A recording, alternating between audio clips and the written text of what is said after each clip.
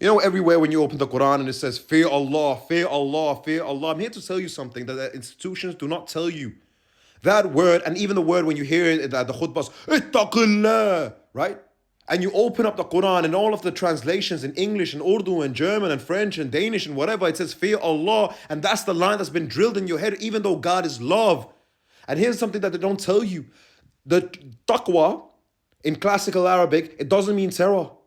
It means sort of to shield, right? To sort of protect, sort of to have that God consciousness, right? To live in, to be aware of what's real, al-haq, the truth of God. And God is love. Be aware of God. And not this idea of fearing God. But they do not teach you that. Because essentially when they can teach you fear, then they control you. And you have amazing Islamic scholars like the Palestinian Wael Halaq that speaks about the same thing. That essentially there are two camps in when it comes to Islam. Essentially is the people that are controlled by fear and and judgment, and then you have the part of people that are sort of motivated by love.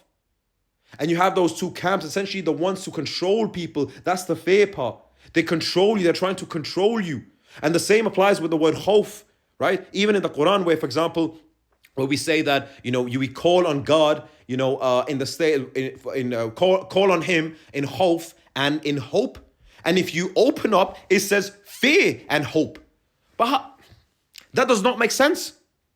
If you assume under the premise that God is infinite love, God is infinite love, and then you think at the same time that how are you going to be terrified and hopeful at the same time?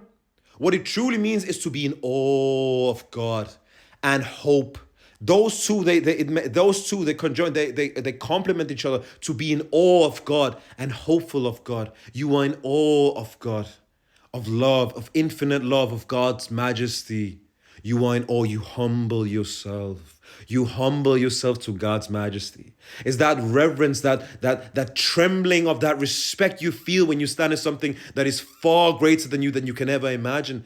That's what it is. That is what true God is. And even, the great Sheikh Al-Akbar Ibn Arabi talked about the same thing, that khawf is not terror. It's the trembling of the lover, afraid of the separation. Afraid of the separation of God, a separation from love, from separation from infinite love, because you love God so much. That is true Iman, and the institution will not teach you. They do not include footnotes. They do not include most teaching. When you read the Quran, it will say fear. Even in the Arab minds have assumed that it's just talking about fear. You do not understand.